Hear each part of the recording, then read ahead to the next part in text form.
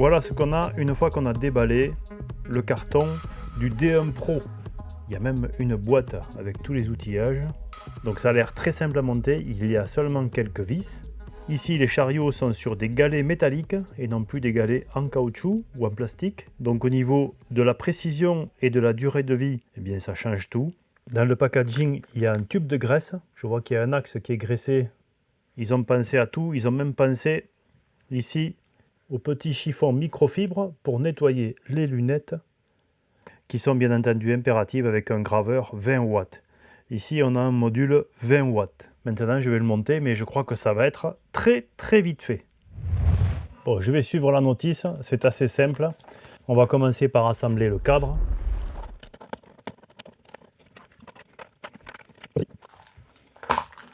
On va prendre le tournevis qui est fourni avec et on va commencer à visser ici les structures. Ensuite on va monter cette tige. On va introduire la tige ici dans le cadre et dans le roulement et on va monter ça d'abord pour pouvoir ensuite la coupler au moteur. Bien sûr il faut penser à passer la courroie avant de mettre l'axe dans le trou. J'ai poussé les deux chariots à fond et maintenant je vais serrer ici. Cet accouplement est important, il maintient la poulie embutée dans le roulement et il permet ici de maintenir parallèle les deux supports, puisque maintenant quand on en bouge un, l'autre bouge avec. Le bouton marche arrêt est ici, le moteur est là. Si vous n'êtes pas dans le bon sens, vous allez vous en rendre compte très vite, parce que vous n'allez pas pouvoir brancher ici la partie commande de l'axe X sur la carte mère. Pour le câblage, je l'ai mis à l'envers pour que vous voyez bien et j'ai laissé les rylsans non coupés. Donc le câble principal, il suit ici la cornière et il est attaché ici par des rylsans. On ne peut pas se tromper pour le câbler ici puisqu'il y a des couleurs, rouge, jaune et blanc. Bon, c'est un peu touchy pour y aller là-bas parce que j'ai des gros doigts, mais ça se fait très bien. Il ne faut pas oublier ici le câble de la commande des Y. Et ici, il y a un tout petit câble qu'il ne faut pas oublier pour ce fin de course. Maintenant, je vais le retourner et je vais installer la tête de gravure.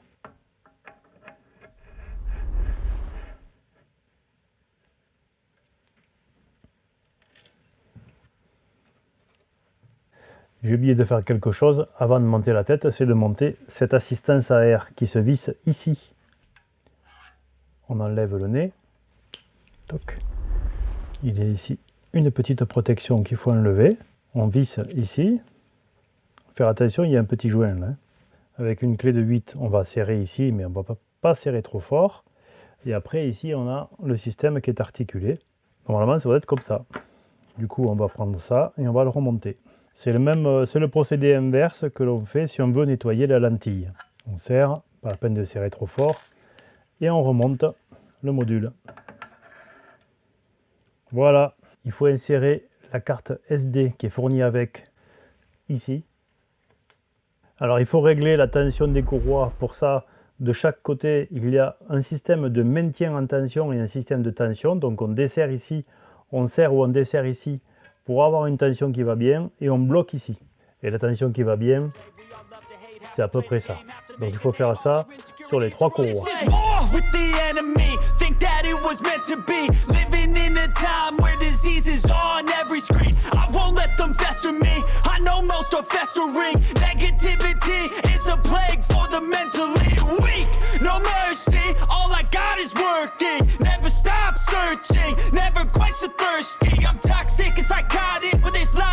Ça y est, le graveur est monté.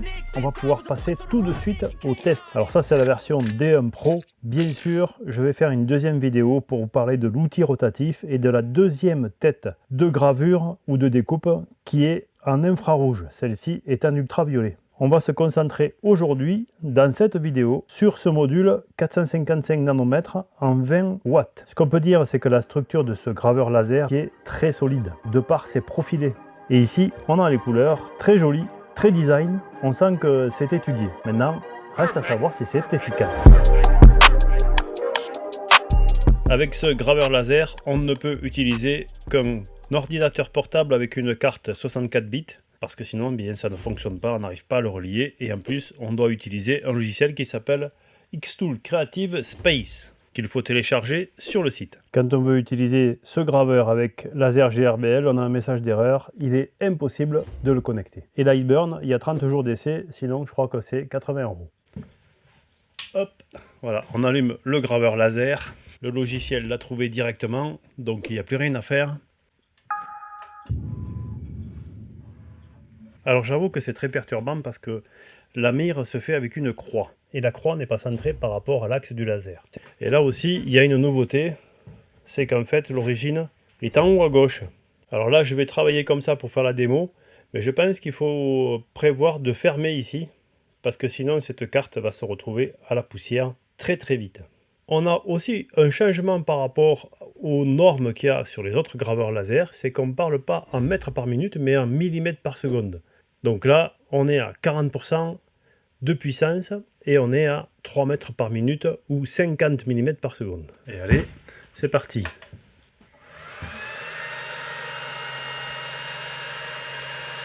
C'est pas bon.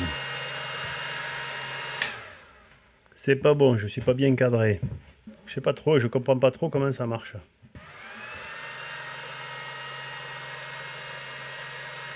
À mon avis, c'est pas bon, mais bon. Bon, dans le logiciel, on peut tout simplement modifier ce paramètre de croix rouge ou de point laser. Moi, je suis habitué au point laser, donc je vais mettre un point laser. On peut mettre un ou l'autre. On voit que ça bouge derrière. Alors, je ne sais pas si vous le voyez à l'écran, mais le canevas qui est derrière bouge. Il y a un décalage. Bon, je vais le mettre comme ça. Et ça me permet d'avoir ici le point laser à l'endroit où je le veux. Bon, par contre, les vitesses ne sont pas adaptées, je suis en train de tout brûler, donc je vais changer les vitesses. Donc là, j'ai mis 40% de puissance, mais j'ai mis 200 mm. C'est-à-dire que j'ai multiplié par 4. Bon, là, je suis un peu trop... je suis pas bon non plus. Hop. En fait, ça pénètre dans le bois, mais ça ne donne pas un aspect brûlé comme ici. Donc là, on est à une vitesse 4 fois plus faible, mais par contre, on a bien pénétré. Ici, on n'a pénétré que la couche superficielle, et du coup, ça donne un sentiment de ne pas être vraiment brûlé. Si j'avais de l'air assist, j'aurais pas ici cette trace de fumée. C'est des essais qu'il faut faire suivant ce qu'on veut obtenir. J'arrive à peine à maîtriser toute cette puissance et toute cette capacité. Gravure métal, 100%, 30 mm par seconde. Ça, c'est ma plaque de test habituelle.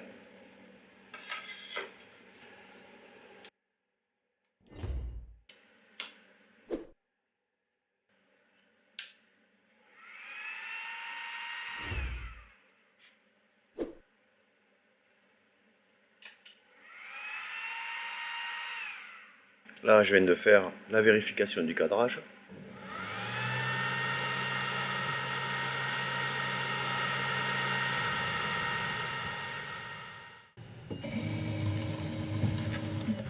Voilà ce qu'on obtient après 4 minutes d'usinage. Ouais, c'est pas mal. Hein. On a la couleur qui ressort. Bon, c'est pas brûlé. J'ai réussi à mieux le maîtriser que la Taser. La Taser, j'avais pas maîtrisé, j'allais pas assez vite, je pense. Parce qu'ici, je vais quand même beaucoup plus vite. Je vais à 30 mm par seconde, ce qui fait pratiquement 2 mètres par minute. Alors qu'ici, j'allais à 600, donc forcément, là, j'avais l'impression de ne pas aller vite. Mais ce sont des 20 watts, ces deux de mémoire. Là, on est sur du 10 watts. Là, on est sur du 5 watts, 10 watts, 20 watts. Bon, il n'y a pas photo. Hein.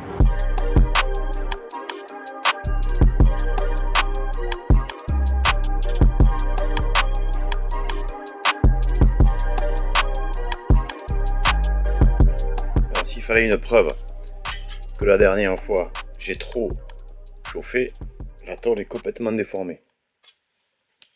Elle est déformée ici par cette gravure qui était trop puissante. Celle-ci est quand même plus raisonnable, on voit mieux les couleurs. J'aurais dû essayer ici de le faire plus petit et je vais le faire dans une prochaine vidéo. Je vais faire des tests comparatifs entre des 20 watts. Parce que là, visiblement, Quand j'ai testé la Tayser, j'ai fait une grosse bêtise, j'ai trop chauffé. On arrive à imaginer ici la gravure. Là. On voit la déformation de la tôle ici. Donc un 20 watts, ça chauffe. Là, on a changé de catégorie avec ces 20 watts. Ça correspond à ça.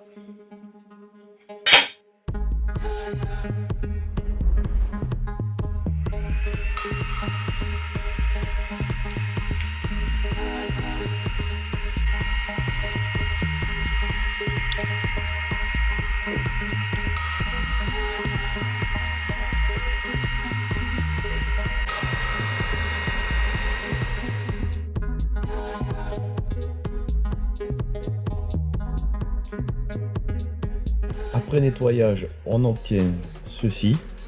Qu'on voit une différence importante entre les surfaces qui étaient homogènes, comme les gravures de lettres, et puis les surfaces qui étaient plutôt dessins avec des ombres et des lumières qu'on voit dans l'engrenage. On voit qu'on n'a pas le même résultat. C'est assez long quand même à nettoyer à l'arrière. Peut-être qu'il y a une astuce avec le matériau qui est dessous, il faudra laisser des commentaires si quelqu'un les connaît. Et puis on a gravé en fait la face inférieure, pas la face supérieure. Donc ça permet de faire des objets qui sont lisses ici et qui sont gravés de l'autre côté. On peut faire des choses intéressantes. Après il faut faire attention, c'est qu'on a quand même, avec ma technique et le bois dessous, j'ai eu beaucoup de travail de nettoyage à faire. Puis j'ai abîmé le plan de travail sur lequel je travaillais. C'est vraiment complètement brûlé. Et ça a vraiment bien pénétré à travers la vitre.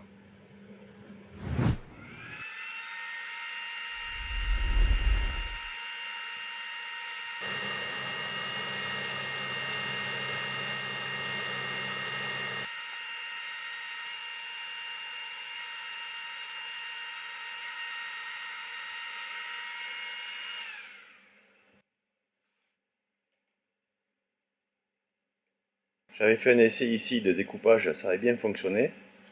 Et là, ça n'a pas fonctionné. Il y a quelque chose qui m'échappe. Je refais un nouvel essai avec l'acrylique qui est décalé du nid d'abeille avec le contreplaqué.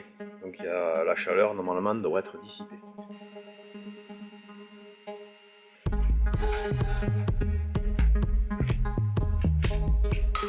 C'est pareil. Cette fois-ci, ça va fonctionner.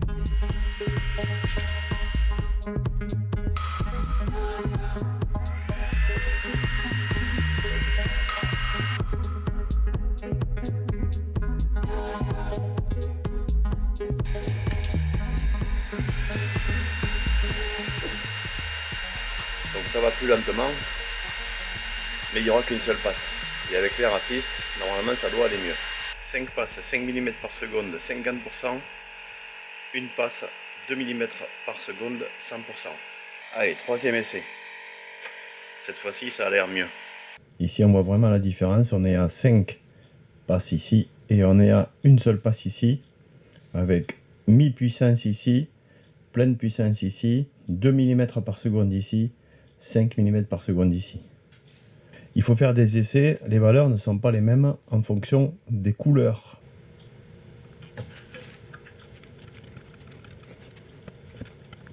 Bien entendu, les ajustements ne sont pas parfaits ici, mais j'ai quand même passé pas mal de temps. Il faut en passer encore un petit peu plus sur le modèle pour anticiper la partie de matière qui est enlevée et puis peut-être faire des objets un petit peu plus gros pour avoir des interstices plus proches les uns des autres.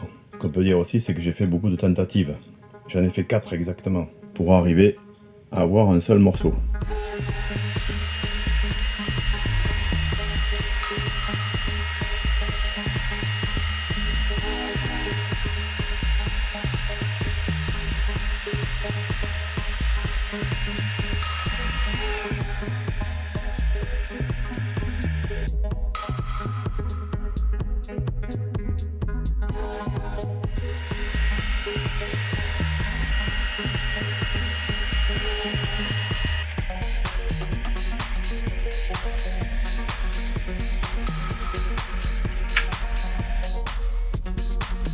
Alors vous l'avez peut-être compris maintenant, Cet outil est un outil semi-professionnel et donc la solution est une solution professionnelle qui est apportée avec un logiciel qui est dédié à cette machine. Et ce logiciel, quand on a l'habitude d'utiliser Laser GRBL ou Lightburn, eh bien, il est assez facile à prendre en main. Il a l'avantage d'être dédié à cette machine, ou tout du moins aux machines de la marque, et donc on retrouve les paramètres, on retrouve la connexion automatique à la machine sans trop se poser de questions, avec des fonctions intéressantes comme la création directement dans ce logiciel de petits textes, de petites formes relativement simples à faire, à découper ou à graver. On n'a pas besoin de passer par un logiciel de dessin à côté. Donc ici, je vais faire un petit exemple de découpe et de gravure que je vais reproduire sur une carte en aluminium pour vous montrer quelles sont les possibilités très facilement, et on le voit quasiment en temps réel, la construction et l'apprentissage, puisque c'est la première fois que je l'utilise. Donc vous voyez, la vitesse d'apprentissage est assez rapide et j'ai pratiquement pas coupé la capture d'écran. Pour vous dire, si le temps que je passe à parler, en fait, c'est le temps qu'il faut pour découvrir et créer un petit objet à découper ou à graver. Donc bien entendu, il y a des fonctions intuitives comme la reconnaissance du texte, la reconnaissance des images qui vous permettent à droite de sélectionner d'emblée soit la possibilité de découper, soit la possibilité de graver ou de dessiner un contour, ou de graver directement parce que c'est une image et que donc le logiciel reconnaît qu'on ne peut que graver. Si votre ordinateur est connecté au réseau Internet, vous allez avoir ici la possibilité d'avoir directement les valeurs qui sont disponibles en ligne sur les différents matériaux qu'on peut trouver et qu'on peut utiliser pour cette machine. Moi, je ne suis pas connecté dans mon atelier à Internet, enfin l'ordinateur n'est pas connecté à Internet, donc du coup, il n'y a les valeurs que pour certains matériaux qui sont déjà rentrés dans la machine. Là, j'ai carrément utilisé, j'ai fait confiance à la machine, je lui ai dit que c'était de l'aluminium et je laisse faire, je laisse choisir les vitesses et vous allez voir que le résultat est plutôt pas mal. Donc encore une fois, cette machine est plutôt réservée aux semi-professionnels, ceux qui veulent tirer un petit bénéfice de la gravure laser ou de la découpe laser, avec pas forcément une activité à temps plein, mais une activité qui peut être rémunérée, parce que là, on a la possibilité de concevoir très rapidement et de dessiner et de produire des petits objets, sans prétention, mais des petits objets, tout un tas de petites créations utiles qui permettent de vendre des produits. Parce que la marque en a fait son argument de vente, cet outil est un outil donc semi-professionnel. Ça ne veut pas dire qu'un amateur éclairé ne peut pas l'acquérir, mais ça veut dire qu'à la base, il est prévu pour être productif. Et franchement, au niveau de la qualité des matériaux et de cette solution intégrée avec l'outil qui est intégré, on voit tout de suite que effectivement, c'est une solution qui ne s'adresse pas uniquement qu'aux amateurs ou aux amateurs éclairés.